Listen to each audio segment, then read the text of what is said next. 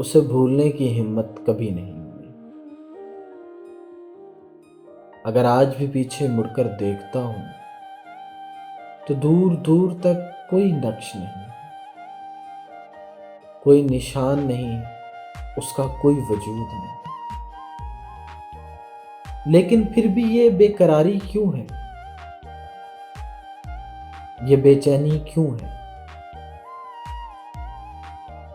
चंद टूटी हुई दीवारें हैं जिन्हें दीवार तक कहना मुनासिब नहीं।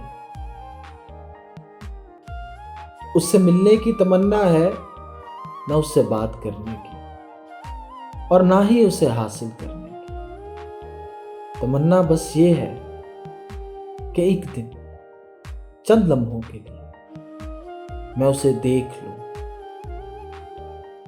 और जी भर के देख लूं। तेरी नजरों में है तेरे सपने, तेरे सपनों में है नाराजी।